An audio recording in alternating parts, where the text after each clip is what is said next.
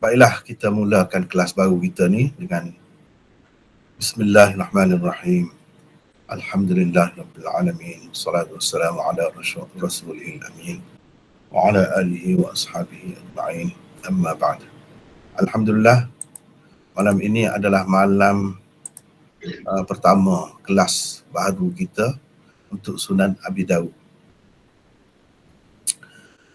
Saya mengucapkan selamat datanglah kepada pelajar-pelajar semua, khususnya pelajar-pelajar baru yang dapat mengikut cara online begini, sedangkan sebelum pada ni ramai tak dapat mengikutinya sebab kelas itu maklumlah di masjid. Asalnya saya mengajar kitab ni di Masjid Al-Muhammadi, Masjid Besar Kota Baru tu. Lepas tu lamalah beberapa tahun berjalan. Lepas tu saya, terutamanya selepas COVID lah, selepas COVID. Ni salah satu hikmat COVID jugalah, sudut baik bagi saya. Sudut rahmat Allah SWT. Di sebalik malapetaka tu, rupanya ada banyak rahmat.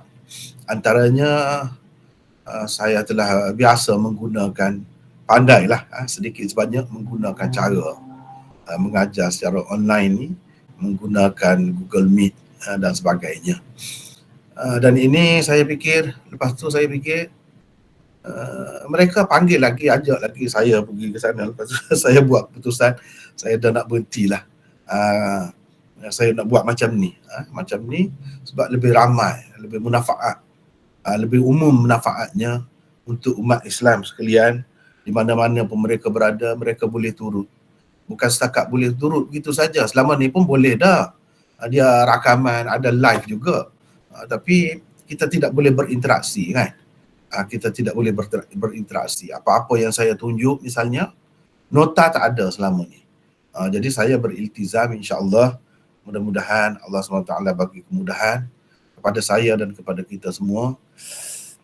Mudah-mudahan saya dapat menyediakan nota setiap kali mengajar. Jadi itulah yang kita lakukan kali ini. Sebab kita mula ada nota. Sebenarnya kitab itu saya telah mengajar dah separuh dah, lebih kurang. Separuh kitab tu. Jadi setelah bincang-bincang dengan pihak penganjur teratak hadis ini, mereka bersetuju nak buat kelas ni, dan mereka cadangkan kita, sebab saya mengajar dulu pun tiap-tiap minggu juga. Jadi 2 minggu untuk, sebab ramai pelajar baru ni, kita start daripada awal pula. Jadi mengambil kira pelajar-pelajar baru. Jadi minggu pertama macam sekarang ni, malam ni, dan minggu ketiga kita start daripada awal. Jadi saya tunjuk sedikit saya tunjuk sedikit. Ni sebenarnya ini kebaikannya. Kita guna cara ni. Ni umpamanya ini jilid 1. Yang saya guna dulu kitab Badlul Majhud inilah. Dan insya-Allah akan datang pun inilah yang menjadi rujukannya. Walaupun dulu tak ada nota, dan insya-Allah seterusnya kita akan ada nota. Walau bagaimanapun ini menjadi rujukan utama saya lah, dahulu dan seterusnya. Di samping kitab-kitab rujukan yang lain. Jadi ini kita akan mulakan daripada sinilah kira-kiranya. Daripada sini. Kitab At-Taharah. Ini permulaan kitab Abu Daud. Dia mulakan dengan Kitab At-Taharah. Dan seterusnya, kena ingatlah tu. Rasanya dah diedar dah jadual pun. Minggu kedua dan minggu keempat, kita akan sambung. Maknanya lebih dah 10, jilid ke-10 dah saya mengajar dulu. Mana tinggal 11, 12, 13, 14. Sedikit lagi. Jadi minggu kedua dan minggu ketiga kita akan sambung lah daripada sini. Ni kitab jilid ke-10. Dengan saya insya-Allah buat nota juga untuk ini, untuk manfaat kita semua. Jadi kalau pelajar yang baru masuk pun dia boleh turut juga yang ni. Sebab dari satu seginya bagus juga. Tidaklah jadi lama sangat kan. Jadi bahagian awal pun berjalan, bahagian tempat berhenti dulu pun berjalan juga, terus berjalan. Jadi mana-mana yang telah mengikuti dahulu, dia nak ikuti yang ni saja pun terpulanglah. Tapi sekarang ni akan ada nota pula. Jadi saya harap kalau ada peluang, mana ikuti juga minggu pertama dan minggu ketiga tu daripada awal, sebab ada nota tu. Itu kelebihannya. Dan saya boleh tunjuk di sini kitab-kitab rujukan itu boleh tunjuk di sini. Itulah serba sedikit tentang latar belakang. Saya mengajar Abu Daud dahulu. Jadi ini oleh kerana kelas baru, pihak penganjur minta meraihkan pelajar-pelajar baru tu, elok saya start daripada awal. Saya pun fikir, yalah kalau dah nak start daripada awal, saya tulislah pula. Itulah saya buat nota. Hari ni, malam ni, kita akan mulakanlah, tapi tak mula lagi kitab itu. Kita terlebih dahulu, sebagaimana biasa, saya perkenalkan dahulu siapa pengarang dan latar belakang kitab yang kita nak baca tu. Bagaimana caranya untuk kita mengambil manfaat sebanyak mungkin apabila kita belajar Sunan Abi Daud. Apa keistimewaannya, apa bezanya daripada kitab-kitab lain, apa istilah-istilahnya yang digunakan, mungkin tidak ada di dalam kitab-kitab hadis yang lain. Itu semua insya-Allah kita akan bincangkan nanti. Jadi malam ni nota tu saya harap sudah dapat belaka. Semuanya dah dapat. Ini notanya. Nota yang pertama lah kira-kiranya. Ini sebagai muqaddimah kepada Sunan Abi Daud. Kita tidak nak pergi kepada kitab lagi. Hanya nak bincangkan secara tentang pengarang dia dan kitab dia. Jadi malam ni lebih tertumpu kepada latar belakang pengarang dia lah. Iaitu Imam Abu Daud. Ini biografi Imam Abu Daud dan serba sedikit informasi tentang kitab Sunan beliau. Itulah benarnya. Baik. Nama dan susur galurnya. Ini silsilah keturunan ataupun nasab Imam Abu Daud. Nama sebenar beliau ialah Sulaiman. Abu Daud itu adalah kunyahnya dan nama panggilannya sahaja. Tapi dalam tradisi Arab ni mereka lebih suka gunakan kunyah berbanding nama sebenar. Sebab itulah disebut Sunan Abi Daud atau Abu Daud. Nama bapanya pula ialah Al-Ash'ath bin Ishaq. Al-Ash'ath bin Ishaq. Silsilah keturunan beliau secara lengkap adalah seperti berikut. Sulaiman bin Al-Ash'ath bin Ishaq bin Bashir bin Shaddad bin Amr bin Imran Al-Azdi As-Sijistani. Imam Abu Daud adalah penduduk Sistan, iaitu satu kawasan yang terletak di antara Herat dan Sind. Herat iaitu Afghanistan, Sind Pakistan. Berhampiran dengan wilayah Baluchistan hari ini. Baluchistan tu sekarang ni dalam Pakistan. Dia dekatlah, tidak dalam Pakistan. Baik. Orang-orang Arab menyebut Sistan dengan Sijistan. Kerana itulah apabila dinisbahkan, dikaitkan kepada negeri atau tempat asal Abu Daud, beliau dikatakan As-Sijistani, orang Sijistan.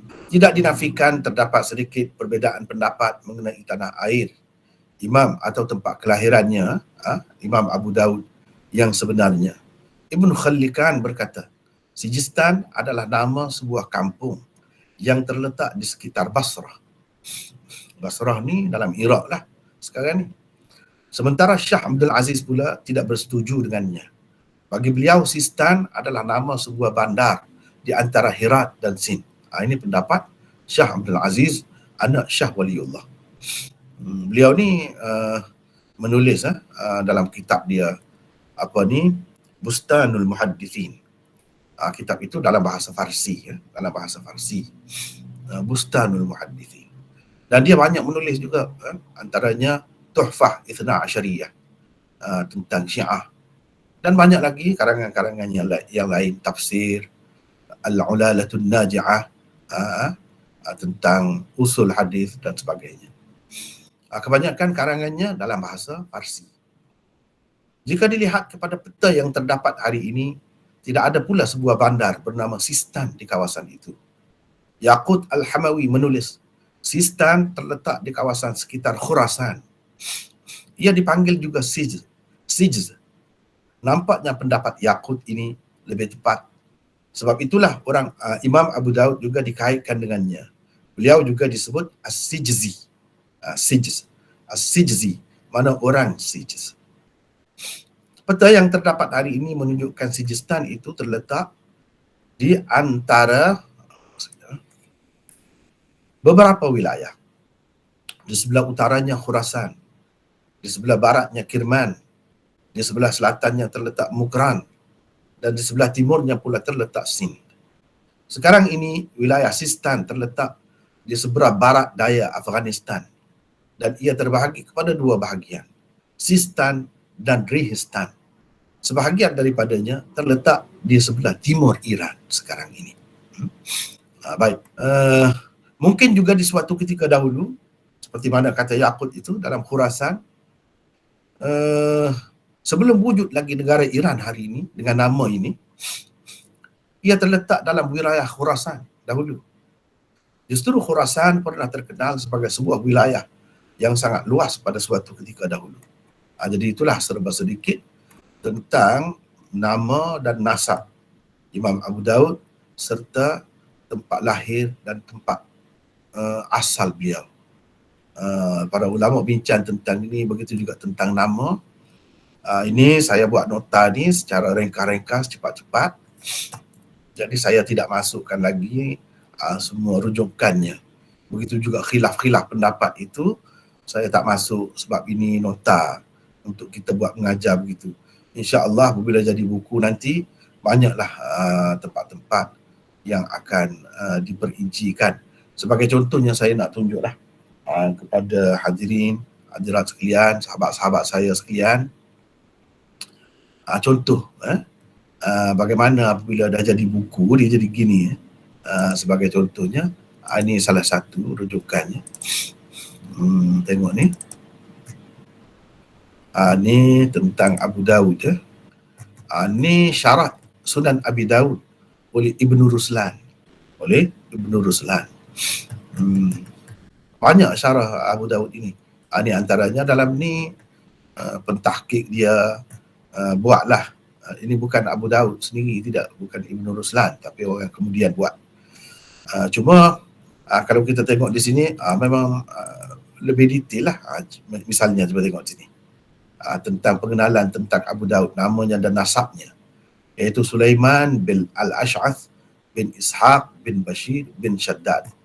Demikianlah nasabnya dikemukakan oleh dua orang muridnya, Ibnu Dasah dan Abu Ubaid Al-Ajurri. Cuba tengok sini, dia berhenti setakat ni, bin Bashir bin Shaddad. Jadi apa yang saya sebut tadi dalam nota saya tu mengambil kira yang selebihnya lah. Jadi setakat ni yang disebut oleh murid dia. Murid dia iaitu Abu Bakar bin Dasah dan Abu Ubaid Al-Ajurri. Setakat itu jadi disebutnya. Ni kan kalau dah jadi buku, seeloknya dibuat gini lah. Jadi sebut ni nombor 1 misalnya, dalam kitab mana ada sebut gini. Lepas tu Imam Ibnu Hibban, Al-Khatib, Ibnu Makula, Abu Ya'la, Ibnu Asakir, Ibnu Nuqtah, Ibnu Batish. Ini semua ni yang disebut siapa orang-orang ni, di dalam kitab mana dia sebut. Jadi ada sambung lagi selepas Shaddad itu bin Amar bin Imran. Itulah yang saya sebut tadi dalam nota ni. Jadi mengambil kira apa yang disebut oleh orang-orang lain lagi. Mana di atas Shaddad itu ini nenek moyangnya Imam Abu Daud itu. Al-Azdi dia disebut. As-Sijistani. Al-Azdi itu dikaitkan dengan keturunan dia, kabilah Azd yang berada di Yaman sebenarnya asalnya. Asal usul dia daripada sana. Lepas tu macam mana anak cucu mereka itu sebahagiannya pergi ke sini. Dan di sinilah lahir Imam Abu Daud As-Sijistani. Jadi saya tak sebut semua itu, harap maklumlah. Nanti kata tak ada rujukan apa semua, ini nota kan. Biasalah memang saya buat begitu. Cuba tengok ni. Kalau sudah jadi buku, cukup dengan rujukannya. Kalau apa nama ni, kitab Ibn Hibban tu kitab mana dia sebut. Mana boleh dipertanggungjawab lah dari segi silsilah nasab dia tu, bin ini, ni yang semua ada. Misalnya Ibn Hibban dalam kitabnya Al-Thiqat jilid 8 muka surat 282. Khatib Baghdadi dalam Tarikh Baghdad jilid 9. Dan semua ni ada rujukan. Semua ni ada rujukannya. Kunyahnya Abu Daud, yang sebut begini, kebanyakan orang yang sebut kunyah dia sebut begini. Siapa yang sebut begini asalnya, ni dalam kitab ni dia sebut. Itu detail lah. Tapi saya tak buat begitulah. Sebab kita nak ringkas kan. Baiklah. Imam Abu Daud adalah penduduk Sistan. Kita dah baca dah tadi di mana kedudukannya. Baik. Saya nak tunjuk satu buku yang menarik. Mungkin kalau sahabat-sahabat sekalian boleh dapat buku ni, bagus juga. Saya nak tunjuk ya. Dia buat atlas, Atlas Al-Hadithun Nabawi. Ni contohnya Abu Daud. Sulaiman bin Al-Ash'ath bin Ishaq bin Bashir Al-Azdi As-Sijistani. Lahir 202, meninggal dunia 275. Bersamaan 817 hingga 889 Masihi. Dia buat sini. Itu menarik. Tempat kelahirannya Sijistan. Kedudukannya sekarang ni, dalam dunia sekarang ni, Afghanistan. Ni duduk dalam Afghanistan. Mengikut dia, macam saya sebut tadi lah. Sebenarnya sebahagian tu terbagi masuk dalam Iran.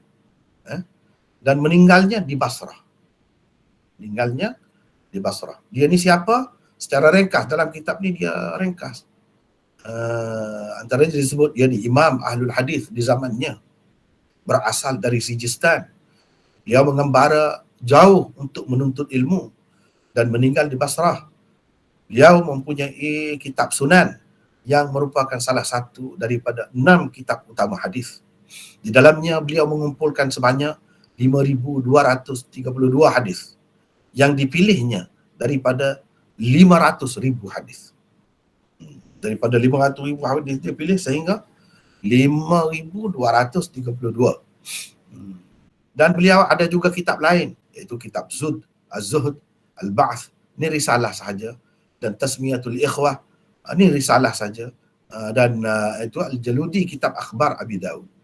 Ini cuba kita tengok, dia tunjukkan pengembaraan Imam Abu Daud. Ni pengembaraan daripada Sijistan, sini dia pergi, lepas tu sini pergi, ni semua ni. Inilah tempat pengembaraannya. Tetapi yang ditunjuk di sini nampaknya kalau yang saya baca tu dia pergi jauh lagi sampai Aljazair, Algeria dia pergi. Imam Abu Daud di sini dia tunjuk setakat itu saja. Ni tanda macam ni tempat meninggal dia di Basrah ni. Di Basrah.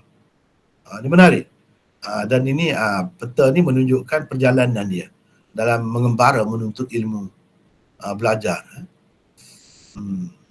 Di Sungai Sindh, Pakistan. Di sinilah dekat-dekat ni lah. Benar betul lah tu apa yang disebut oleh Shah Abdul Aziz tu dekat sini. Ni macam saya tunjukkan Kirman apa ni.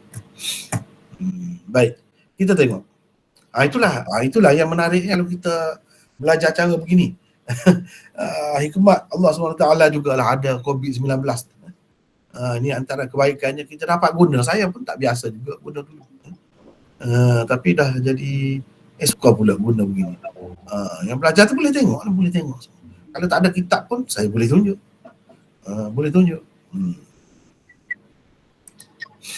Baik. Khurasan ini sebenarnya satu wilayah yang luas dahulu. Semua Afghanistan termasuk dalam Khurasan. Sebahagian daripada Pakistan dan Iran itu masuk dalam Khurasan lagi. Turkmenistan, Tajikistan itu banyak, Uzbekistan itu sebahagiannya masuk dalam wilayah Khurasan lagi di suatu ketika dahulu. Jadi itu perlu kita tahulah. Kalau di Kelantan ni dulu ada seorang syekh yang dikenali sebagai orang yang mula-mula lah bawa hadis, ilmu hadis ke Kelantan. Tempat saya duduk ni, kita sekarang ni Kelantan ni, Nama dipanggil, dikenali dia dengan Tuk Khurasan. Tuk Khurasan. Jadi mengikut cucu dia lah cerita, dan salah seorang anak murid saya, Ustaz Ya, dia pergi belajar dengan anak Tuk Khurasan itu pula. Jadi anak Tuk Khurasan tu tanah dia, peninggalan nenek moyang dia, ayah dia tu ada di dalam Pakistan. Itu maknanya Khurasan lagi pada ketika tu. Jadi orang sebut dia sebagai Tuk Khurasan. Jadi murid saya, Ustaz Ya tu, mudir kita dahulu, mudir Darul Kautsar, dia pernah pergi belajar dengan Maulana Shu'aib namanya, anak Tuk Khurasan yang tinggal di sana lah, dekat kawasan Salji sana. Jadi itu pun di situ kawasan dia, bukan dalam Afghanistan, tapi disebut Khurasan di situ. Dan dia ada cucu dia sekarang ni, cucu dia ada Tuk Khurasan itu. Sampai ada di Kota Baru tu jalan Tuk Khurasan, Maulana Khurasan. Ada jadi Maulana Khurasan. Itulah orang yang mula-mula bawa ilmu hadis di sini, dan dia adalah salah seorang murid kepada Syekhul Hind Maulana Mahmudul Hasan yang saya selalu sebut dalam tulisan saya. Tu kan, Syekhul Hind Maulana Mahmudul Hasan tu murid dia ramai. Antaranya Maulana Ubaidullah Sindi, itu murid dia. Anwar Shah Kashmiri, itu anak murid dia. Dan salah seorangnya Tuk Khurasan itu. Bahkan katanya, mengikut cerita cucu-cucu dia cerita dengan saya, itu pun atas arahan guru dia juga supaya mari ke sebelah sini untuk sebarkan ilmu. Bahkan Tuk Khurasan itu telah pergi sampai ke Hong Kong, sampai ke Jepun, katanya.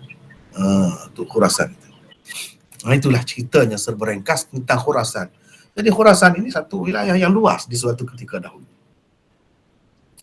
Baik, kelahiran dan kewafatan. Imam Abu Dawud lahir di Sistan pada tahun 202 Hijrah. Jadi kan macam tadi saya tunjukkan, ni buku ni sangat menarik. Dia tunjuk dalam bentuk peta begitu. Misalnya bukan Imam Abu Dawud saja, semualah. Kalau pengarang Sunan Sittah tu, kita boleh lihat di sini. Ini contohnya Imam Bukhari. Nama dia, tarikh lahir dan tarikh meninggalnya, mengikut tahun Hijri dan tahun Masihi ada disebut di sini.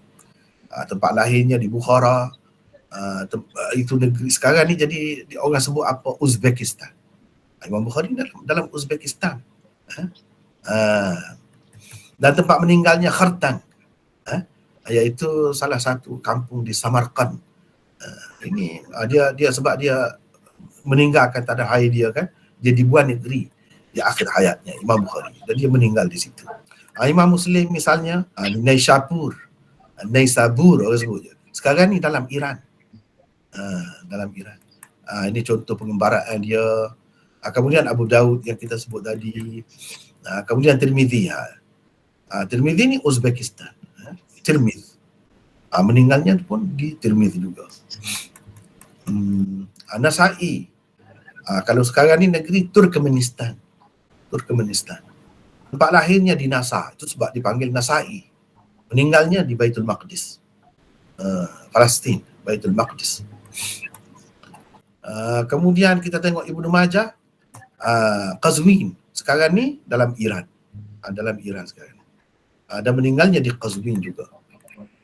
Itu serba sedikit dia sebut, dengan peta dia menunjukkan ke mana dia pergi mengembara, belajar apa semua tu, ada di sini. Okay. Baik, kelahiran dan kewafatan. Imam Abu Dawud lahir di Sistan pada tahun 202 seperti yang kita sebut tadi, tetapi beliau menghabiskan sebahagian besar daripada kehidupannya di Baghdad. Di Baghdadlah beliau mengarang kitab sunannya. Kerana itulah ramai daripada perawi-perawi sunan beliau terdiri daripada penduduk setempat dan kawasan-kawasan yang berhampiran dengannya. Atas sebab-sebab tertentu, Imam Abu Dawud akhirnya berpindah ke Basrah pada tahun 271 Hijrah. Di sanalah beliau menjalani 4 tahun terakhir kehidupannya. Basrah ketika itu terkenal sebagai pusat bandar yang mengumpulkan ramai cendekiawan dalam pelbagai bidang ilmu pengetahuan. Di Basrahlah Imam Abu Dawud menghembuskan nafas terakhirnya, iaitu pada hari Jumaat tahun 275 Hijrah. 275 5 Hijrah. Sama ke tidak ni dengan apa yang sebut di sini? 275 sama. Saya ambil di lain tapi lebih sama lah. Itu ringkasnya kelahiran dan kewafatannya. Jadi katanya dia mula-mula tu dia belajar di kawasan sekitar kawasan dia lah, sebab ilmu hadis tu dah pun meluas pada ketika itu. Baik, pengembaraan yang menuntut ilmu. Sejarah permulaan, siapa nak baca ni? Saya minta orang lain pula lah baca. Siapa nak baca? Kita baca sikit-sikit. Seorang-seorang sikit-sikit. Siapa nak baca silakan. Assalamualaikum warahmatullahi wabarakatuh. Waalaikumsalam. Siapa ni? Saya Haris. Haris daripada mana ya? Saya daripada Shah Alam. Oh, Shah Alam. Kalau bayangkan kalau saya mengajar di masjid sini, Haris mungkin susah juga nak datang ya. Ya betul, tengok kat YouTube je. Tengok kat YouTube. Sekarang ni kita boleh berdepan begini boleh suruh baca, saya dengar, boleh itu saya rasa lebih menarik lah, lebih menarik daripada cara sebelum ini. Silakan apa ni Haris. Bismillahirrahmanirrahim. Pengembaraan. Saya baca di nota terus. Ya, terus tak apa. Pengembaraan menuntut ilmu. Sejarah permulaan hidup Imam Abu Daud tidak banyak diketahui. Bagaimanapun di zaman kelahiran beliau, ilmu hadis telah pun berkembang luas. Oleh kerana itu, beliau di zaman remajanya pernah mengembara ke merata tempat dan negeri demi menuntut ilmu hadis. Beliau mengunjungi hampir ke semua guru-guru hadis yang terkenal pada masa itu. Ke Baghdad dan Iraq sahaja, Imam Abu Daud pergi beberapa kali. Selain ke Baghdad, beliau juga pernah pergi ke Khurasan, Syam, Algeria dan lain-lain. Ini saya sebut Algeria tadi sekejap ya. Ya. Tadi dalam peta tadi dia tak tunjuk. Sebenarnya saya dapat dalam buku-buku lain disebut sampai pergi ke Algeria. Dia pergi. Tadi kan kalau kita tengok peta ni dia ni daripada Sijistan pergi ke Baghdad, ke Basrah. Dia beberapa kali dia di sini ni pergi mari di sini. Tapi di sini ayalah dia tunjuk pergi mari sini. Lepas tu dia pergi ke sini, pergi ke Mekah. Ni semua ni ini peta perjalanan Imam Abu Daud. Dan terlebih dahulu sebenarnya dalam kitab-kitab disebutkan dia dah belajar banyak dah juga di sini di kawasan dia ni, kawasan sekitar dia. Di Herat, mana dia telah pergi dah beberapa kali dekat Herat. Bahkan di Herat ni dalam Afghanistan sekarang ni lama juga dia duduk di sini. Di sini. Disebut tu tengok Khurasan dia sebut. Naisabur. Padahal Naisabur ini dalam Iran sekarang ni. Tapi disebut Khurasan ni, kita tengok dia tulis Khurasan ni. Itulah zaman dulu, cerita zaman dulu ya. Teruskan. Di setiap negeri yang dikunjungi, beliau telah mendapat banyak sekali ilmu daripada para ulama-nya. Cukup. Haris cukup baca. Orang lain pula baca. Sambung. Ada siapa nak baca lagi? Supaya kita tak penat baca banyak sangat. Saya rasa malam tadi penat juga yang baca tu. Kesian dengan saya baca mana? Tak sempat, tapi malam perkenalan kan, malam pengenalan malam tadi tak kira. InsyaAllah akan datang kita akan bagi peluang kepada semualah untuk dapat baca, untuk saya dengar. Itu malam permulaan. Jadi kalau boleh kita sikit-sikit nak baca. Siapa pula nak baca sini? Silakan. Siapa nak baca? Silakan. Saya baca mana? Siapa ni? Arsyad mana? Arsyad. Ya. Teruskan. Guru-guru Imam Abu Daud sukar untuk disebut dan dipastikan semua sekali nama-nama dan bilangan guru-guru beliau. Mereka sangat ramai. Khatib Tabrizi berkata, Akhazal alma mimman la yuhsa. Mimman la yuhsa. Maksudnya tu. Akhazal alma mimma la yakhza. Mimman la yuhsa. Ya. Teruskan. Beliau telah menerima ilmu daripada ramai sekali guru. Tidak terbilang ramainya. Beliau telah menerima hadis daripada ramai sekali perawi. Melihat kepada kitab sunannya dan kitab-kitab lain yang dikarangnya, Hafiz Ibn Hajar menganggap guru-guru hadis beliau adalah seramai 300 orang lebih. Jadi ini kan macam saya sebut dah tadi, semua ni ada rujukan. Cuma saya tak masukkan lagi di sini. Saya tak masukkan lagi sebab ini dalam bentuk nota.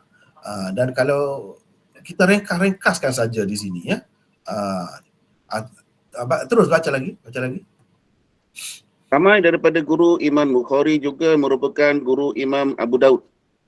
Antara tokoh-tokoh hadis terkenal yang diketahui sebagai gurunya ialah Imam Ahmad Al-Qanabi, Abdul Walid Al-Tayalisi, Muslim bin Ibrahim dan Yahya bin Ma'ni. Yahya bin Ma'in. Ya, ini saya sebut secara ringkas ya. Umpamanya kalau kita tengok kitab tadi, kitab ni dia sebut ramai guru-gurunya mengikut abjad. Saya nak tunjuk sebagai contoh. Syuyukhuhu. Dia sebut mengikut abjad ni. 1, 2, Ibrahim saja. Nama berapa Ibrahim saja. Dan setiap orang ni disebut ni ada kitab yang sebut. Ni sebagai guru-gurunya ni. Ada kitab ni. Guru ni meninggal pada tahun berapa. Semua tercatat dalam sejarah. Ni mengikut abjad semua ni. Ibrahim saja pun berapa orang guru dia tu. Sebab tu kata tidak terhingga, patut dah kata Tabrizi kata itu sangat ramai. Ni yang masyhur ni, kira ni yang masyhur ni, yang hebat-hebat kemudiannya diketahui sebagai mahaguru saja ni. Guru dia ni. Cuba tengok Ibrahim ni, berapa Ibrahim? Lepas tu baru Ahmad. Ni bukan mengikut abjad ni, panjang lah senarai. Ni panjang senarai. Saya tak tulis lah semua ni. Jadi kalau nak tengok, umpamanya tengok sini. Untuk mudah dengan rujukan yang lengkap, mana yang boleh merujuk lah ke sini. Mana yang boleh merujuk ke sini, boleh tengok di situ. Saya hanya menyebut secara ringkas saja. Ini guru-guru dia semua. Abdullah saja pun berapa orang. Ramai. Sini dia agak detail sedikit sebut nama guru-guru beliau. Tapi setengah-setengah tempat itu tidaklah detail sangat, tempat-tempat tertentu saja. Ini anak-anak murid dia pula disebut. Jadi cukup. Sekadar itu. Murid-murid Imam Abu Daud. Asalnya pendek sangat tadi itu Arsyad baca. Boleh baca lagi. Teruskan Arsyad. Murid Imam Abu Daud sukar juga disebut dan dipastikan nama dan bilangan semua sekali murid-murid dan pelajar-pelajarnya. Majlis ilmunya kadang-kadang dihadiri ribuan pelajar. Imam Az-Zahabi bagaimanapun menyebut 2 orang daripada murid-murid Abu Daud yang paling tersohor. Mereka ialah Imam Tirmizi dan Imam An-Nasai. Imam Abu Daud sangat berbangga kerana gurunya Imam Ahmad juga menerima hadis Atirah daripadanya. Ya. Atirah daripadanya. Jadi ramai murid-murid dia tu disebut. Imam Tirmizi tu rupanya anak murid dia juga. Imam Nasai tu pun anak murid dia juga.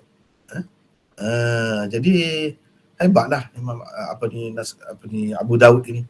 Dan dia pun selalu berbangga, dia kata guru dia Imam Ahmad pun ambil satu hadis dengan dia.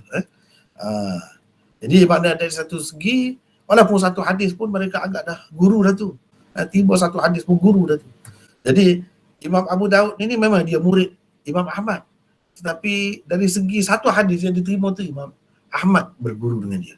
Imam Ahmad jadi murid dia pula. Sedangkan kalau kita tengok di sini, ramai. Ni murid-murid dia ni. Murid-murid dia ni sangat ramai.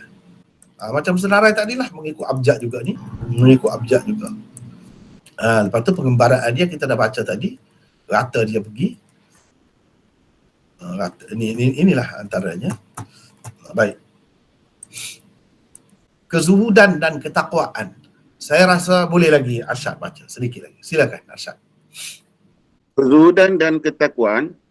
Imam Abu Hatim berkata, Imam Abu Daud adalah seorang yang unik di zamannya, baik daripada segi fiqh, keilmuan, hafalan hadis, kezuhudan, ibadat dan keyakinan diri. Mulla Ali Al-Qari berkata, Imam Abu Daud berada pada kedudukan yang tinggi dalam kewarakan, ketakwaan, kesucian diri dan ibadat. Dikatakan Imam... Ya, saya tidak sebutlah di sini.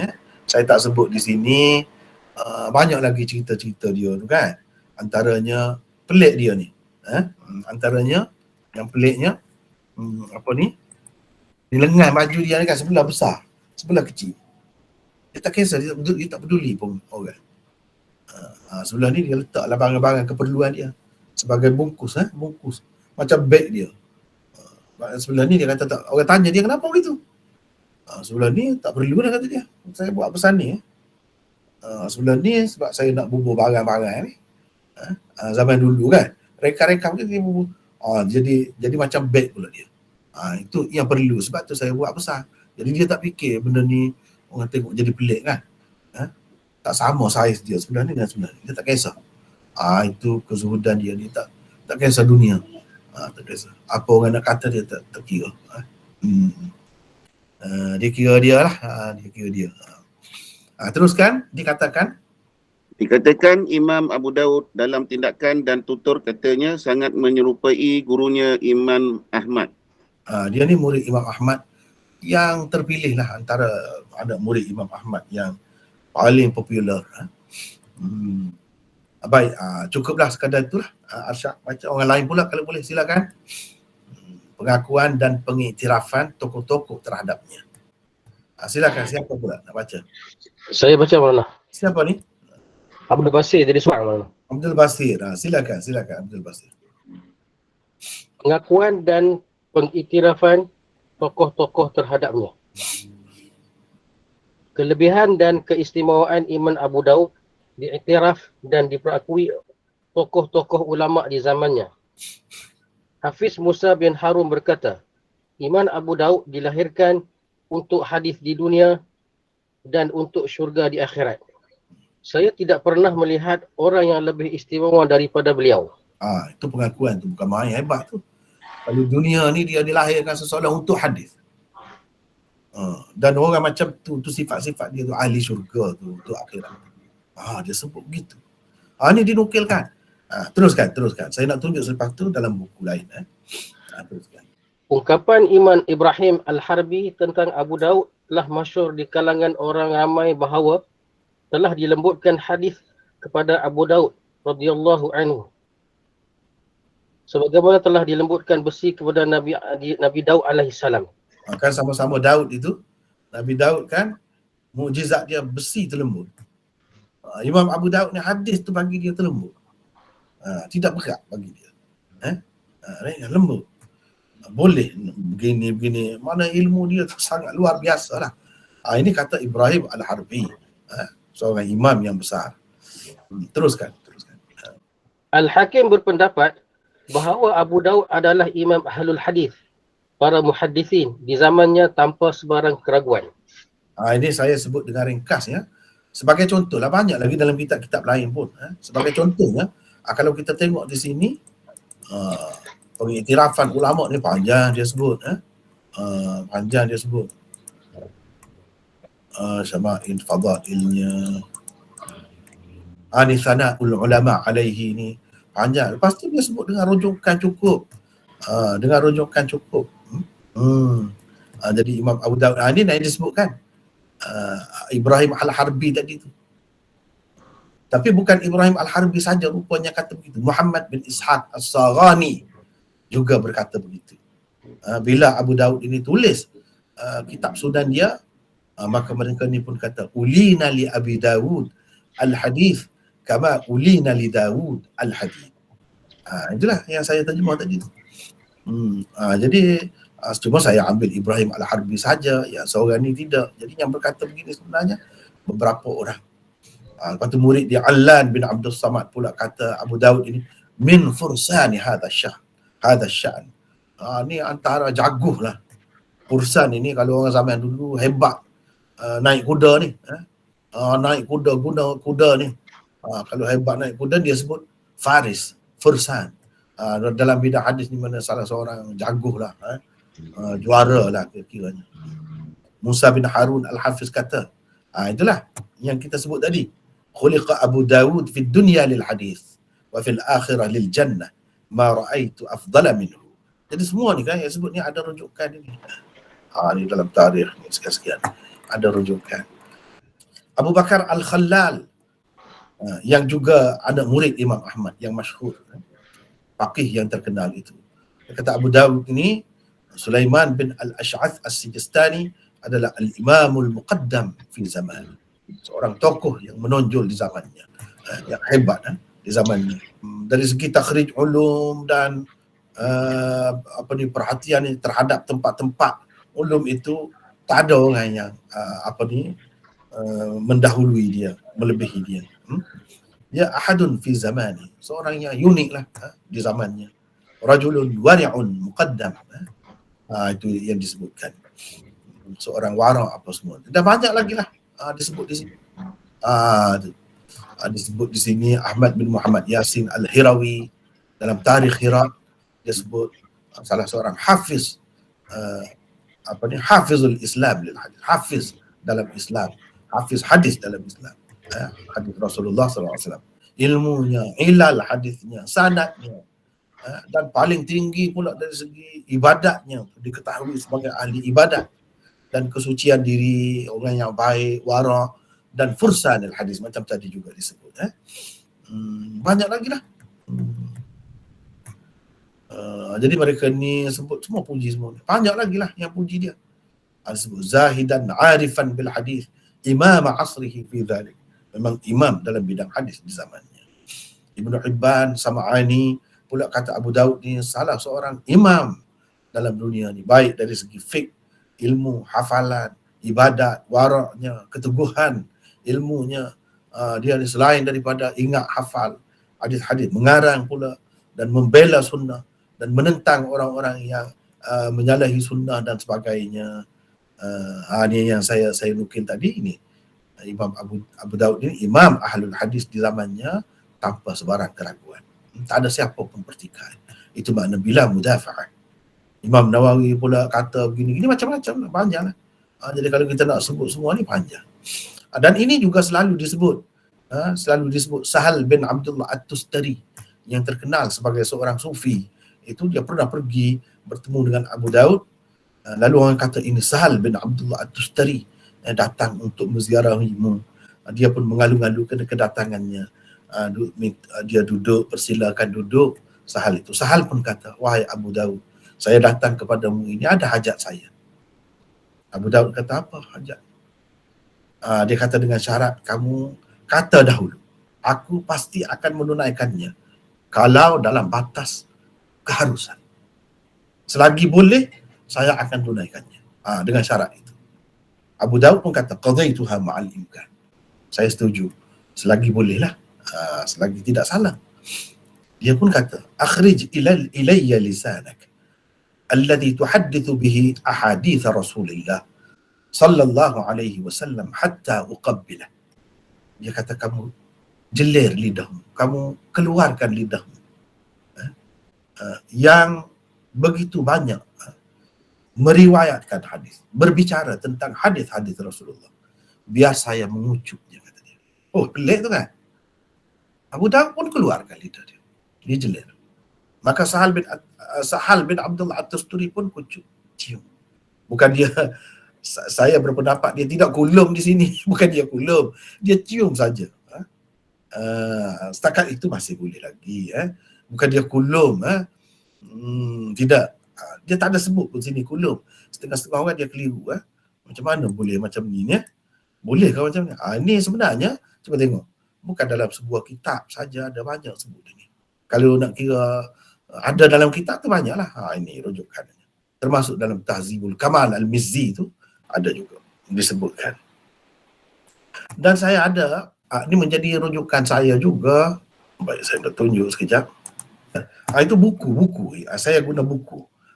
Itu pun jadi rujukan saya juga dalam membuat muqaddimah ini. Kemudian kita pergi kepada madhab Imam Abu Daud.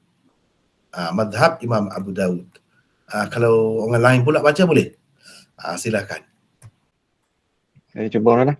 Siapa ni? Pak Izzuddin. Saya dengar. Dari mana dah? Izzuddin. Izzuddin. Daripada mana dah? Dungu. Dungu Izzuddin. Ni pun selalu juga baca dah kan? Pagi-pagi tu. Ya, silakan baca. Para sini tak? Ya, sini. Para ulama berbeza pendapat tentang mazhab fiqh Imam Abu Daud. Bukan sahaja Imam Abu Daud, para muhaddisin agung yang lain juga sama. Para ulama juga berbeza pendapat tentang mazhab fiqh mereka. Masing-masing pengikut mazhab yang popular di kalangan umat menyenaraikan tokoh-tokoh besar hadis sebagai salah seorang tokoh mazhab mereka. Di dalam Bustan Al-Muhaddisin, Syah Abdul Aziz menulis, para ulama berbeza pendapat tentang mazhabnya. Ada yang berkata beliau bermazhab Syafi'i. Ada pula yang berusaha membuktikan beliau bermazhab Hambali. Abu Asim Al-Abbadi dan Ibnu Batish. Batish pula membilang beliau sebagai seorang yang bermazhab Syafi'i. Pendapat mereka diikuti oleh segolongan ulama yang datang kemudian seperti Tajuddin As-Subki, Tosh Kubra Zadi dan Nawab Siddiq Hasan Khan. Bagaimanapun pendapat mereka dibantah oleh ramai tokoh ulama yang lain. Ad-Daudi berkata, mereka tidak mengemukakan dalil yang menyokong pendapat mereka itu. Kebanyakan penulis biografi ulama, antaranya Abu Ishaq Ash-Shirazi, Al-Qadi Abdul Husain bin Abi Ya'la Al-Farra, menyenaraikan nama Imam Abu Daud dalam kelas pertama tokoh-tokoh mazhab Hambali. Imam Az-Zahabi bahkan telah mengira beliau sebagai seorang murid terpilih Imam Ahmad. Al-Muhaddis Maulana Muhammad Anwar Shah Al-Kashmiri, Syekhul Hadis Maulana Zakaria dan lain-lain pula yakin beliau adalah salah seorang tokoh besar dalam mazhab Hambali. Syekhul Islam Ibn Taymiyah pernah ditanya tentang mazhab enam pengarang kitab-kitab utama hadis dan lain-lain tokoh hadis. Adakah mereka mujtahid yang tidak bertaklid kepada sesiapa atau mereka juga muqallid? Jawab beliau, Bukhari dan Abu Daud adalah dua orang imam mujtahid dalam fiqh. Muslim, Tirmizi, Nasa'i, Ibnu Majah, Ibnu Khuzaimah, Abu Ya'la, Al-Bazzar dan lain-lain, semuanya bermazhab ahlul hadis. Mereka tidak bertaklid pada mana-mana ulama secara khusus dan tidak juga mereka termasuk dalam mujtahid mutlak. Mereka lebih cenderung kepada pendapat imam-imam hadis seperti Syafi'i, Ahmad, Ishaq, Abu Ubaid dan lain-lain. Antara mereka ada yang pendapatnya lebih dekat dan lebih rapat dengan pendapat Imam Ahmad seperti Abu Daud dan lain-lain. Pandangan mereka bagaimanapun lebih cenderung kepada aliran Ahlul Hijaz berbanding aliran Ahlul Iraq seperti Abu Hanifah dan As-Sawri. Seperti telah disebutkan sebelum ini, tokoh-tokoh ulama hadis Deobandi lebih cenderung mengatakan Imam Abu Daud bermazhab Hambali. Kata mereka, dengan meneliti tajuk-tajuk bab yang dibuat beliau, dapat dikatakan secara putus bahawa beliau memang bermazhab Hambali. Itu pendapat ulama-ulama Deobandi lah, bukan seorang sebenarnya. Saya perhatikan ramai mereka cenderung mengatakan Imam Abu Daud ni bermazhab Hambali. Tetapi saya lebih bersetuju dengan pendapat Syekhul Islam Ibn Taymiyah tadi. Dia ni termasuk dalam Ahlul Hadis. Saya lebih di sini. Selama saya mengajar beberapa tahun lama dah di Masjid Muhammadi ni sampai ke jilid 10 tu lah yang saya tunjuk tadi tu, banyak tempat saya bertemu. Dia pendapat dia tidak sama dengan pendapat Imam Ahmad. Jadi kita nak kata dia ni bermazhab Ahmad secara mutlak begitu tak tepat bagi saya. Tak tepat. Misalnya dalam mazhab Ahmad ni boleh qasar jamak sembahyang musafir ini. Imam Ahmad tidak begitu. Dia kata Imam Abu Daud ni 3 batu boleh dah. Sembahyang jamak ni. Tu kan? Saya semasa mengajar tu saya sebut banyaklah tempat-tempat yang dia bercanggah dengan Imam Ahmad. Jadi nak kata dia ni pengikut Imam Ahmad atau bermazhab Hambali secara khusus begitu saya tak setuju. Walau bagaimanapun orang-orang yang kata dia ni bermazhab Hambali, mereka ada bukti juga. Macam saya sebut tadi, ulama-ulama Deobandi tadi, mereka ada alasan. Ada alasan. Itu betul. Cuma banyak pendapat dia sama dengan Imam Abu Daud, itu betul. Saya tidak nafikan itu. Sebab itu lebih ramai ulama mengatakan dia ni cenderung kepada mazhab Ahmad, itu betul. Sebab memang Imam Ahmad tu guru dia pun. Memang guru dia. Jadi kalau banyak persamaan pun tidak pelik lah. Tidak pelik. Tapi saya tidak bersetuju dengan mereka daripada segi nak kata dia ni bermazhab Hambali. Banyak pendapat dia sebenarnya bercanggah dengan mazhab Hambali. Baik, kita tengok dahulu apa kata mereka, hujah mereka dalam menisbahkan Imam Abu Daud itu kepada Imam Ahmad ataupun Hambali itu. Teruskan Izzuddin, teruskan. Pada banyak tempat di dalam sunannya, Imam Abu Daud mentarjihkan hadis-hadis yang menyokong aliran mazhab Ahmad. Padahal ada banyak juga hadis-hadis yang menyokong pandangan aliran-aliran lain.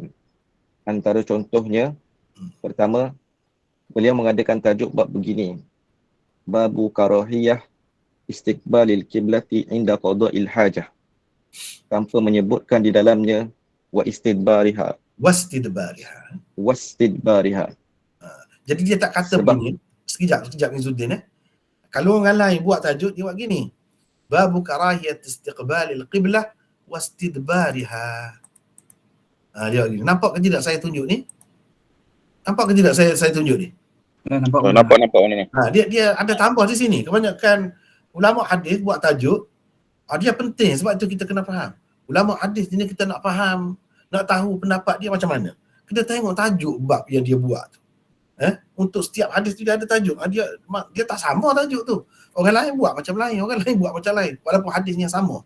Di situ kita boleh tahu pendapat dia. Jadi Imam Abu Daud ni kalau bab ni dia tak ada ni. Wastidbariha ni.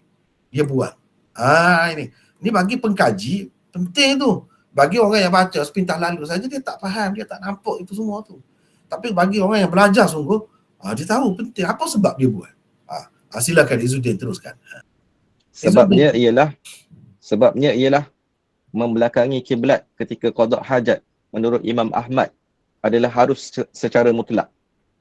Kemudian beliau mengadakan pula satu tajuk bab begini: Babur rukhsati fi zalik, bab keharusan membelakanginya. Membelakangi kiblat itu harus. Mana boleh. Ini menunjukkan dia ni sepahaman, sependapat dengan Imam Ahmad. Sebab Imam Ahmad kata membelakangi kiblat pada ketika buang air itu boleh secara mutlak. Secara mutlak tu maksudnya dalam tandas yang ada dinding lengkap begitu kan, atau di padang yang terbuka begitu pun boleh. Yang tak bolehnya menghadap kiblat. Itu tak boleh. Itu dilarang. Imam Ahmad berpendapat begitu.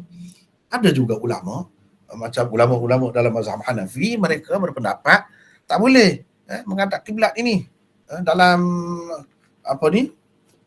ketika qada hajat itu tak boleh secara mutlak. Tidak kira dalam bangunan ke ataupun di luar ke, tak boleh. Mereka kata begitu. Membelakangi tak boleh, menghadap kiblat pun tak boleh. Ada juga yang mengatakan menghadap pun tak apa, membelakangi pun tak apa kalau dalam bangunan. Ada dinding gitu di rumah misalnya. Yang tak boleh itu di padang, tempat terbuka itu tak boleh. Membelakangi pun tak boleh, menghadap kiblat pun tak boleh. Imam Syafi'i antaranya yang berpendapat begitu. Dan banyak lagi pendapat-pendapat yang lain. Kalau kita tengok daripada cara dia buat tajuk ni, ini nampak sependapat ni dengan Imam Ahmad. Sependapat dengan Imam Ahmad. Lepas tu dia buat tajuk pula, Babur rukhsati fi dhalik, bab keharusan membelakanginya, keharusan berbuat begitu, maknanya membelakangi kiblat itu. Teruskan Izzuddin. Beliau mengadakan tajuk bab berbunyi Babul bauli qa'iman, bab kencing sambil berdiri. Lalu di bawahnya beliau kemukakan hadis Huzaifah berikut. Wabihi qala haddatsana Hafs bin Umar wa Muslim bin Ibrahim qala haddatsana Syu'bah qala haddas Itu kalau ada ha macam tu, kita kena baca gini. Ha qala wa haddathana Musaddad. Begitu. ha qala wa haddatsana Musaddad. Qala haddatsana Abu Awanah wa hadza lafzun Hafsin an Sulaiman an Abi Wa'ilin an Huzaifah qala ata Rasulullah sallallahu alaihi wasallam subatata qaumin fabala qa'iman summa da'a bima'in famasaha ala khuffai. Saya tidak terjemah di sini sebab kita bukan nak bincang hadis tu lagi, cuma sekadar nak sebut ni hadis ni. Hadis inilah yang jadi bukti kepada ulama-ulama yang mengatakan kencing sambil berdiri itu boleh. Ni Huzaifah kata Rasulullah sallallahu alaihi wasallam pergi atau datang ke satu tempat pembuangan sampah bagi satu kaum, satu golongan, kelompok masyarakat. Lalu beliau kencing sambil berdiri. Kemudian beliau minta air. Minta air tu, lepas tu dia berwuduk lah dan sapu khufnya. Itu ceritanya. Dia tak basuh kaki dia sebab dia pakai khuf, dia pakai sapu saja di atas khufnya. Itu cerita hadis tu. Jadi teruskan Izzuddin. Sebabnya ialah menurut mazhab Imam Ahmad, kencing sambil berdiri itu harus secara mutlak. Sedangkan menurut jumhur ulama, tanpa uzur kencing sambil berdiri itu makruh tanzihi. Imam Abu Daud langsung tidak mengemukakan hadis-hadis yang menekankan supaya kencing sambil duduk. Padahal hadis-hadis itu juga masyhur. Beliau sebaliknya mengemukakan hadis-hadis itu di tempat lain. Ada juga dia sebut, tapi di tempat lain, bukan pada bab yang sepatutnya. Jadi bila ulama hadis buat begitu, makna bagi dia tidak gitulah. Boleh sajalah kencing sambil berdiri ni. Imam Ahmad kata tak kisah, tak ada makruh sikit pun. Bahkan kalau kita selesa kencing sambil berdiri, bagus. Kencing sambil berdiri tak kisah, tak ada masalah pun. Sebab tu dia buat tajuk bab ni, dia buat banyak hadis ni saja. Hadis yang menyebutkan tentang kencing sambil duduk ada banyak juga, dan masyhur juga. Itu dia tak bawa di sini. Dia bawa bab ni. Dia kalau sebut pun di lain. Sampingan begitu saja. Bukan di bawah bab yang sepatutnya. Ataupun dia buat bab kencing sambil duduk, dia tak buat. Ini menunjukkan dia sependapat dengan Imam Abu Daud. Bahkan dia ni bermazhab Hambali, kata mereka. Bagi saya, begitu juga saya nampak Ibnu Taimiyah dan ramai lagi yang lain, mereka mengatakan itu kebetulan saja. Kalau sama pun, memanglah dia ni antara yang banyak pendapatnya bersamaan, serupa dengan Imam Ahmad. Itu tidak nafi, tak ada siapa pun nafi itu. Tapi nak kata dia ni Hambali seperti orang-orang lain yang jelas sebagai ulama dalam mazhab Hambali, itu bukan. Walau bagaimanapun, mereka ada bukti. Jadi orang yang kata dia tu Syafi'i tak kemukakan bukti. Cuma kata dia saja Syafi'i. Kata saja. Bukti, mereka ni kemukakan bukti juga. Biarlah, ikut mana-mana pun ada juga bukti. Seterusnya, ini saya nak minta orang lain pula lah baca ya. Yang ketiga ni, seterusnya siapa nak baca pula? Saya mana? Siapa ni? Abdullah Suhaimi. Abdullah Suhaimi daripada mana ya? Daripada Marang. Oh, daripada Marang ya? Terengganu Ya. Silakan. Nombor 3 kan? Ya. Imam Abu Daud mengadakan tajuk bab berbunyi babun fi tarkil wudu'i mimma massatin nar. Bab tidak perlu berwuduk kerana memakan sesuatu yang dimasak dengan api. Kemudian beliau mengadakan bab tasydid fi zalik. Bab larangan keras terhadapnya selepasnya.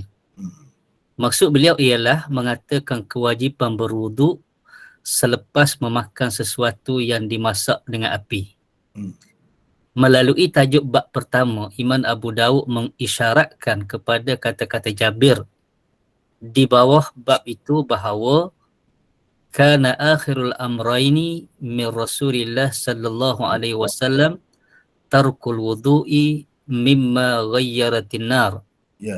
Amma Rasulullah yang terakhir ialah tidak berwuduk kerana memakan sesuatu yang dimasak dengan api. Oleh kerana kata-kata Jabir itu dijadikan sebagai dalil oleh jumhurul ulama tentang mansuhnya hukum keperluan berwuduk selepas memakan sesuatu yang dimasak dengan api, dan ia merangkumi juga hukum berwuduk selepas memakan daging unta. Maka Imam Abu Daud mengadakan selepasnya tajuk bab kedua tadi.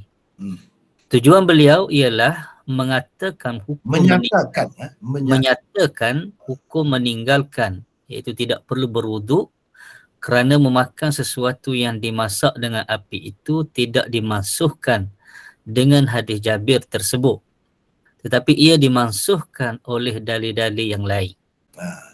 Cuba kita tengok di sini cara dia buat tu. Kata mereka lah, mereka yang kata dia ni Hambali. Inilah antara buktinya. Kalau kita tengok babun fi tarkil wudu mimma massatin nar ni di bawah ni, dia buat tajuk begini. Tidak perlu berwuduk kerana memakan sesuatu yang dimasak dengan api, yang disentuh api, itu maksudnya yang dimasak dengan api lah. Jadi tajuk ni lebih menyokong jumhur ulama yang mengatakan tak perlu berwudu. Tak perlu berwudu.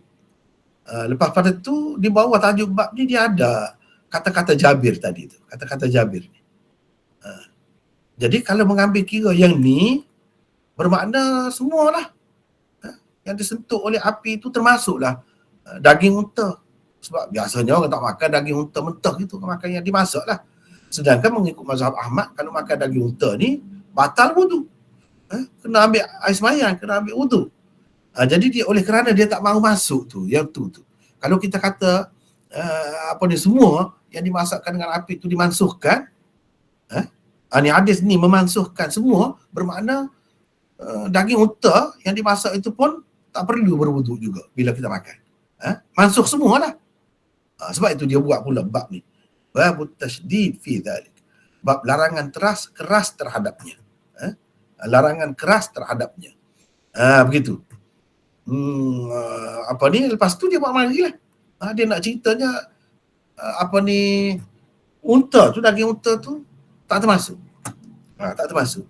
Tidak termasuk di bawah umum ni. Mansuh. Bahkan yang lain-lain pun tidak termasuk dengan itu. Kata dia. Dia mansuh dengan dalil lain. Dia kata begitu. Jadi ini cara orang mazhab Ahmad tu nak bela mazhab dia. Nak mempertahankan mazhab dia, gitulah. Dia takwil. Kata mereka. Kalau Imam Abu Daud ini bukan mazhab Hambali, kenapa dia bela sangat tu? Nak mempertahankan sangat tu. Mazhab Ahmad di situ. Begitu. Bahkan dalam mazhab Ahmad setengah-setengah tu, sampai sekarang ni pun, walaupun tidak sepakat lah di antara mereka pun, makan benda yang disentuh atau dimasak dengan api batal wudu. Atau paling tidak pun elok berwudu. Paling tidak elok berwudu. Tak kira lah unta ke apa ke, tak kira. Cuma kebanyakan mereka kata yang kena berwuduk tu kalau makan daging unta. Kalau yang lain tu tidak. Tidak. Sebab dimansuhkan, kata dia. Tapi mansuh tu dia tak mahu terima juga. Kata-kata Jabir tu. Mansuh dengan sebab lain. Sebab kalau terima Jabir kata ni, termasuklah juga unta tu. Sedangkan dia tengok ada hadis banyak. Bila makan daging unta tu Nabi suruh berwuduk. Jadi dia pegang dengan itu. Itu cara orang Hambali. Jadi kata mereka ini menunjukkan Abu Daud ini bermazhab Hambali. Teruskan. Tajuk bab babun fi qata'i fil ariyati iza juhidat. Bab tentang hukum potong tangan kerana pinjaman apabila dinafikan. Diadakan oleh Abu Daud untuk menyokong pendapat Imam Ahmad dalam masalah ini. Imam Ahmad berpendapat pengkhianat juga dalam setengah kes boleh dipotong tangan. Pendapatnya ini berbeza daripada pendapat jumhurul ulama. Sedangkan sebelum itu, beliau iaitu Imam Abu Daud telah pun mengemukakan satu hadis di mana Rasulullah sallallahu alaihi wasallam bersabda, laisa 'alal kha'ini qat'un. Bermaksud tiada hukum potong tangan terhadap pengkhianat. Hadis inilah yang menjadi pegangan jumhurul ulama. Tapi dia tak pakai. Dia buat ni. Babun fil qat'i fil 'ariyah idza juhidat. Padahal sebelum ni kalau kita tengok boleh tengok dalam Syamilah Mudah nak cari tu. Sebelum ni dia dah bawa ni hadis ni. Tapi tak ada tajuk hadis ni. Dia kemuka. Hadis ni sahih. Dia kemuka dah. Lepas tu dia buat pula. Dia makna ada dalam setengah-setengah kes dia potong tangan itu. Orang yang pinjam sesuatu, kalau macam ni teruklah sekarang ni, pinjam bank kau pinjam apa tu, bila dinafikan, dia kata tak, dia tak pinjam. Sekarang ni banyak bukti-bukti apa ni macam-macam lah. Itu susah sikit nak nafi ya. Kalau zaman dulu main saksi gitu kan, mungkin dinafikan. Kalau terbukti memang betul, dia ambil tu harta orang tu, tak ada lagi bank pada masa tu. Lepas tu dia nafi, seperti mencuri juga. Imam Ahmad pakai macam tu. Jadi pendapat Imam Ahmad tu berbeza daripada pendapat jumhur ulama. Tapi Imam Abu Daud buat tajuk ni. Maknanya dia setuju dengan Imam Ahmad tu. Padahal hadis ni dia tahu, dia bawa sendiri sebelum tu. Maknanya dia tak pakai hadis ni. Dia tak pakai. Sebab apa? Sebab khain lain, sariq lain. Dalam Quran sebut was-sariqu was-sariqatu faqata'u aydiyahuma. Pencuri lelaki. Perkataan sariqah, sariq itu bukan khain. Sebab itu Imam Abu Hanifah takwil. Imam Abu Hanifah kata nabash. Zaman dulu orang korek tanah, orang bumi kau orang mati tu, dia ambil kafan itu. Dia basuh pula, dijual pula kafan. Itu kain tu mahal pada masa dulu. Jadi korek kubur. Nabash kata dia kalau pencuri kain kafan tu dalam kubur, tak kena potong tangan. Walaupun sampai peringkat banyak lah. Sampai kepada nisab kena potong tangan. Tak kena potong. Sebab apa? Nabash itu nama dia, bukan sariq. Bukan pencuri. Pencuri ni ada istilah yang khusus. Dan ini bab bab hudud. Nabi SAW dah kata idra'ul hudud bisyubhat. Elakkan pelaksanaan hudud kerana ada syubhat. Bila ada syubhat. Jadi sekarang ni nama pun tak sama dia kata. Macam mana? Jadi sebab itu kata tak potong. Laisa laisa 'ala al-kha'in qat'un. Sebab apa? Sebab ia tak sesuai. Khain lain, sariq lain. Dalam Quran tu sebut sariq. Dan pernahkah Nabi SAW potong tangan dengan sebab ni? Tidak. Jadi itu perbahasan panjang lah.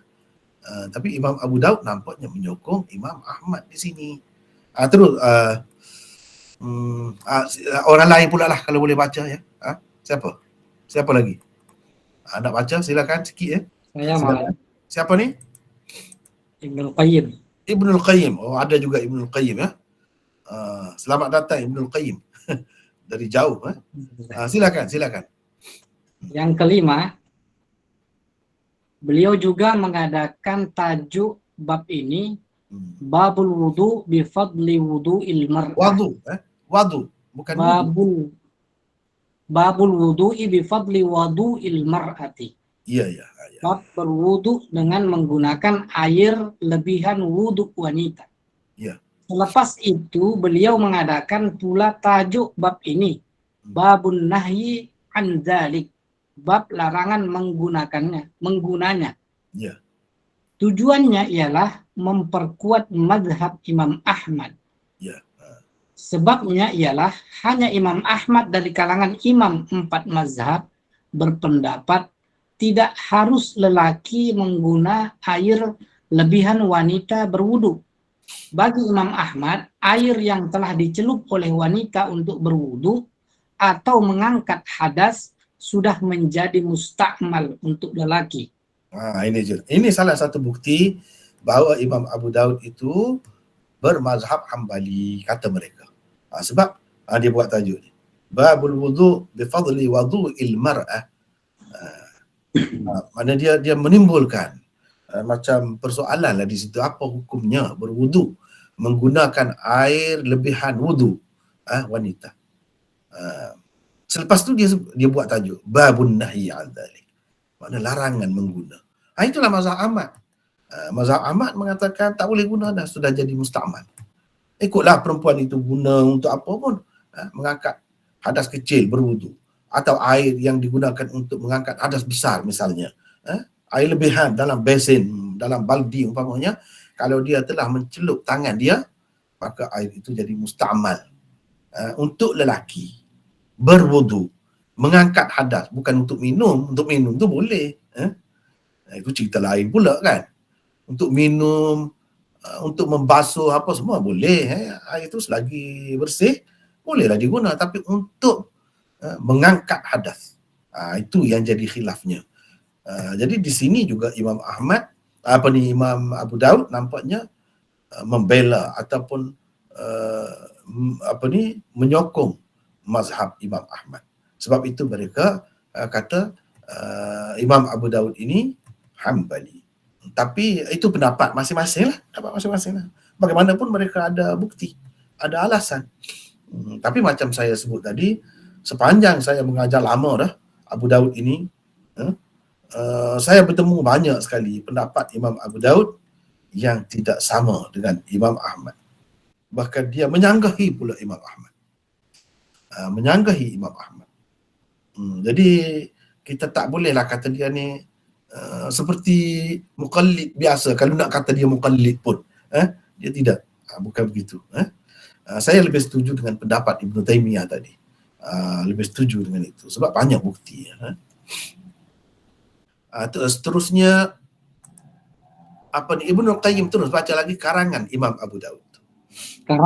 Karangan Imam Abu Daud, antara karangan beliau ialah As-Sunan, Marasil, yang ketiga Ar-Raddu ala Al-Qadariyah, An-Nasikh wal Mansukh, ma tafarrada bihi ahlul amsar, At-Tafarrud fi Sunan, Fadailul Ansar, Musnad Malik bin Anas, Al-Masail, Ma'rifatul Awqat, Al-Mawaqit, Kitab Bad'il Wahyi, Masail Imam Ahmad, Su'alat Abi Daud lil Imam Ahmad fir Rijal, Arwad minal Ikhwah wal Akhawat, Az-Zuhd, Dalailun Nubuwah, Manasikul Hajj Al-Kabir, At-Taharah Al-Kabir, Fadail Ramadan, A'lamun Nubuwah, Al-Mubtada, Akhbar Al-Khawarij, Ad-Du'a, dan lain-lain. Yang paling masyhur daripada kitab-kitab tersebut ialah kitab As-Sunan beliau. Kita akan bincangkan tentangnya selepas ini dengan agak terperinci insya-Allah. Ya. Jadi untuk malam ini mukaddimahnya sekadar lebih kurang secara ringkas tentang latar belakang Imam Abu Daud. Kita dah nampak, dah kenal dah lebih kurang tentang dia tu. Seterusnya insya-Allah jadi bukan minggu depan ya, minggu sekali lagi lah. Macam saya sebut tadi, bahagian awal Abu Daud ini minggu pertama dan minggu ketiga. Saya rasa saya tidak silap dah. Sebagaimana jadual yang diberikan. Begitukah? Betulkah begitu? Jadual yang diberikan itu. Kalau tak betul, Betul. Akhi Zaim ada ke tidak? Zaim. Betul ke tidak begitu? Atau terbalik? Betul. Betul ya? Kalau betul, okay, tak apalah. Jadi minggu depan, minggu kedua tu kita akan sambung. Tempat berhenti dahulu. Elok juga begitu. Jadi sambung tu, kalau tidak nak sampai ke situ makan masa lama pula. Jadi berjalan serentak.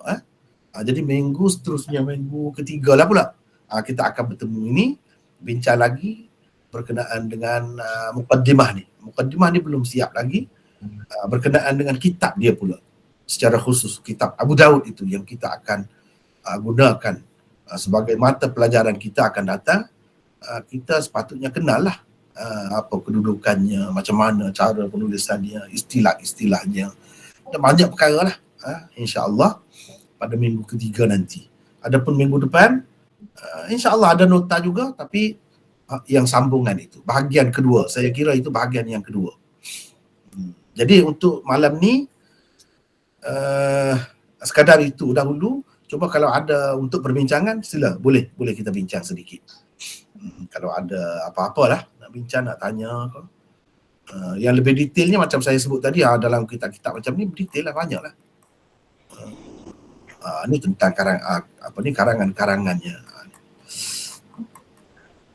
Silakan, ada apa-apa atau nak bagi cadangan ke macam mana? Saya Maulana. Ya, sila. Terkait dengan Bazlul Majhud. Apa? Mengapa Maulana Macam Bazlul Majhud tadi? Ya. Mengapa Maulana lebih memilih Bazlul Majhud sementara banyak kitab-kitab syarah Abi Daud dan yang lain? Ya. Ya. Itu saja. Iya. Ya. Begini ya. Satunya, daripada dahulu lagi saya pakai kitab itu. Ini kitab Bazlul Majhud. Daripada dulu lagi saya pakai kitab ini. Semasa saya pakai kitab ini di peringkat awal itu, memang saya tak guna inilah komputer lagi masa tu. Guna kitab. Dia tak ada ni semua ni, ta'liqat ini semua ni, i'tinaq ni, Dr. Taqiyuddin An-Nadwi ni, dia belum ada lagi masa tu. Tapi saya dah pakai kitab ni. Antara yang menarik kitab ni berbanding kitab-kitab lain, misalnya Syarah Ibn Ruslan ini, dan ini misalnya Al-Manhalul Azbul Mawrud. Ini pun Syarah Abu Daud juga. Lepas tu Syarah Sunan Abi Daud karangan Al-Aini. Kemudian ini Aunul Ma'bud. Ini kenapa saya tak pilih ini? Saya nampak terutamanya di tempat yang terpenting, dianggap penting oleh ulama dalam Sunan Abi Daud ini, iaitu perbincangan tentang Qala Abu Daud. Di situ saya perhatikan tak ada yang lebih baik daripada Bazlul Majhud. Sedangkan itu besar tu. Keistimewaan Abu Daud itu tak ada dalam kitab lain, tak ada. Itu sepatutnya kadang-kadang tak jelas. Terkunci di situ, sukar nak faham. Dan ramai juga orang salah faham. Dia macam tajuk bab Imam Bukhari lah. Dia agak rumit. Qala Abu Daud itu pun rumit juga. Dan kebanyakannya dia bincang tentang sanad. Di situ, tetapi Bazlul Majhud dia bincangkan secara detail. Secara halus. Kalau Aunul Ma'bud, tidak semua tempat dia bincang. Memang dia ada juga bincang. Tapi tidak semua. Begitu juga orang lain. Itu antara sebab pilihan saya. Sedangkan itu benda penting dalam Sunan Abi Daud. Walaupun saya daripada dulu lagi, saya tidak baca buku tu saja. Di samping tu saya baca juga buku-buku lain yang inilah yang saya tunjuk ni. Ni semua ni ada dalam pembacaan saya. Ni semua ni tentang Abu Daud. Saya nak tunjuklah. Ni Ad-Durrul Mandud. Ni syarah Abu Daud dalam bahasa Urdu. Ni syarah Abu Daud dalam bahasa Urdu. Ini saya guna daripada dulu lagi. Saya guna. Cumanya tidak baca lah. Tidak dibaca lah. Al-Manhalul Azbil Mawrud. Ini pun pengarang dia 10 jilid juga. Ulama Mesir, tapi tak sempat habis. Disambung oleh anaknya, tak habis juga. Ini sampai kitab haji saja, 10 jilid itu. Kemudian ini semua ada dalam rujukan saya, Bazlul Majhud. Syarah ni syarah Urdu Sunan Abi Daud. Ini syarah Urdu 8 jilid. Ini pun syarah Urdu juga dalam bahasa Urdu.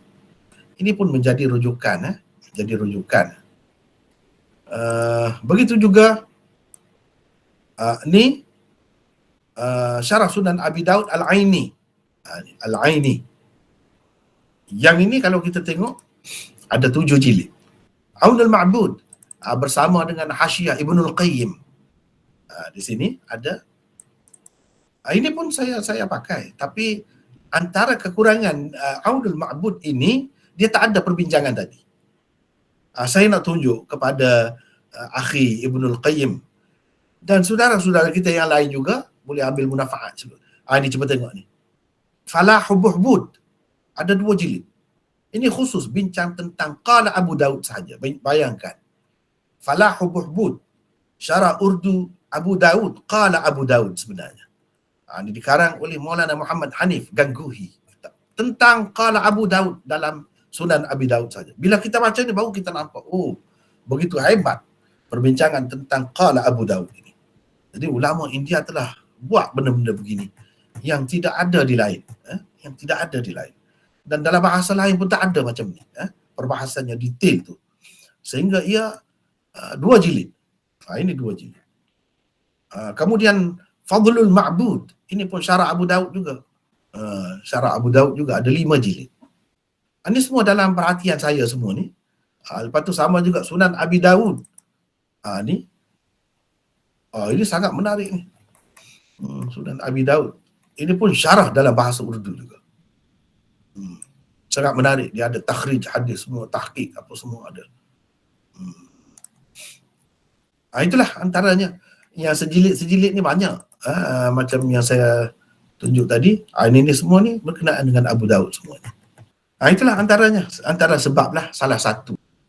Selain daripada itu, banyak lagi lah dia bincang tentang mazahib. Itu menarik. Halus betul dia bincang itu. Halus. Yang lain tu setengah-setengah tu pendek sangat tempat-tempat tu. Dia agak sekata lah.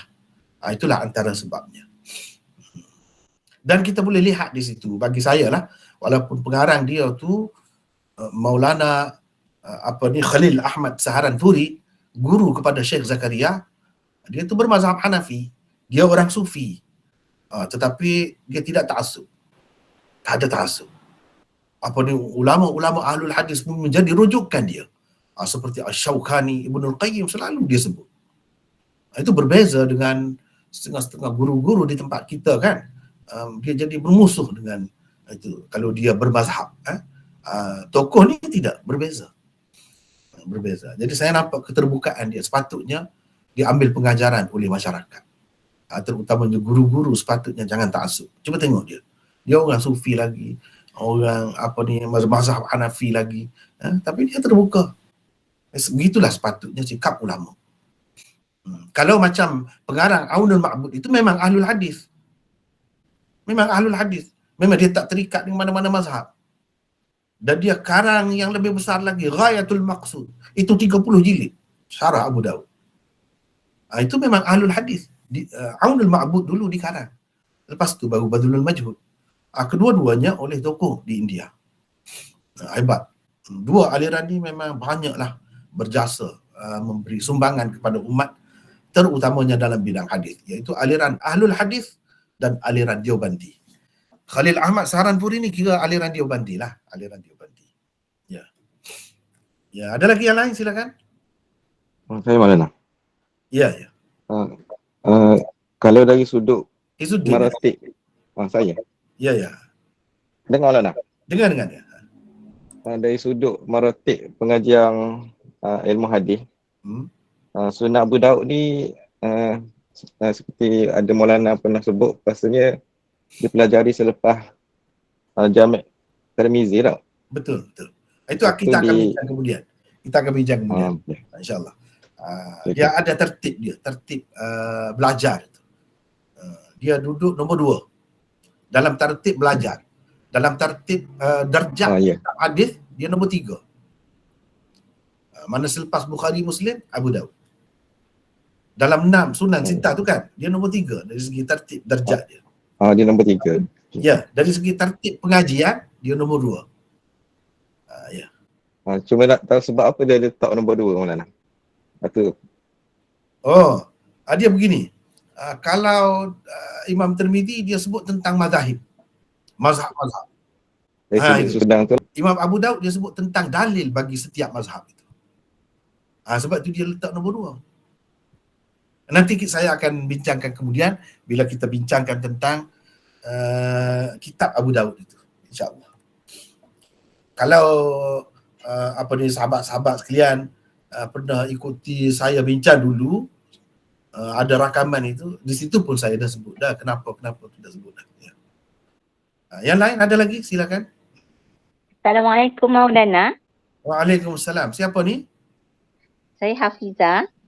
Ya, ya. Hafiz. Saya nak tanya, yelah saya baru pelajar baru. Nak tanya yang apa maksud apa nama tu ulama hadis Deobandi, apa maksudnya Maulana? Saya tak tahu. Oh ya, ya, ya. Saya pernah dijemput ke Universiti Melaya untuk bincang tentang aliran-aliran hadis di India. Kalau tengok dalam rakaman, rasanya dalam YouTube pun ada. Dan sahabat-sahabat kita daripada Teratak Hadis telah buat di situ carta. Mereka buat carta, menariklah. Dan saya bincangkan juga tentang ulama-ulama. Deobandi ni tempat saya belajar dulu. Deoban nama tempat. Jadi ulama-ulama yang keluar lepasan Darul Ulum Deoban itu dipanggil ulama Deobandi. Sangat ramai dan sangat hebat. Mereka tu ada di seluruh dunia dah sekarang ni. Ada di seluruh dunia. Orang yang belajar aliran itu dipanggil aliran Deobandi. Saya sendiri kebetulannya dari segi sanad belajar, dari segi guru-guru saya memanglah aliran Deobandi. Aliran Deobandi. Itu dia ada dua aliran pengajian hadis yang besar di India, Deobandi dan Ahlul Hadis. Walaupun saya di Deobandi dan ramai lagi yang seperti saya di Deobandi, tapi kami sangat terbuka lah. Tak kisah Ahlul Hadis mana, kita pakai semua. Sebabnya ulama-ulama kita semua. Itu maksud Deobandi itu. Jadi kalau nak tengok, mungkin boleh tengok dalam YouTube. Sahabat-sahabat kita telah buat senarai itu. Macam mana pecahan dari segi silsilah nasab pengajian itu. Sanadnya sampai kepada orang ini aliran Deobandi. Ini aliran Ahlul Hadis pula sampai ke mana. Akhirnya dia bertemu dengan Syah Waliullah juga di situ. Sama-sama sampai ke situ. Ini aliran lah, aliran pengajian hadis di India. Dan sangat masyhur. Ramai, bukan seorang dua alim ulama dia. Ribuan, puluhan ribu dah sekarang ni. Dan mereka melata pergi sampai ke Afghanistan, Pakistan. Kata dah pergi. Itulah. Boleh faham? Faham Maulana. Saya minta kalau boleh tengok YouTube itu. Saya bincang tentang dua aliran ulama tu. Tengok situ. Dan ada carta, semua mudah nak faham. InsyaAllah. Terima kasih Maulana. Sama-sama. Ada lagi satu lagi boleh insyaAllah. Assalamualaikum Maulana. Waalaikumsalam. Siapa ni? Satu lagi aliran di India apa? Berelwi. Apa Nadwi itu kira Deobandi juga. Mazahiril Ulum Syekh Zakaria tu kira Deobandi juga. Sebab guru-guru Deobandi juga. Guru-guru mereka tu Deobandi. Cuma dia ada sekolah-sekolah lain pula. Pecahan-pecahan dia tu banyak pula. Jadi saya rasa setakat itulah dulu ya untuk malam ni.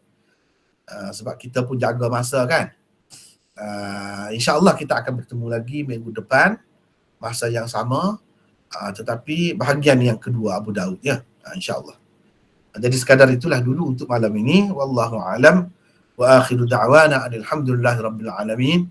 Assalamualaikum warahmatullahi wabarakatuh.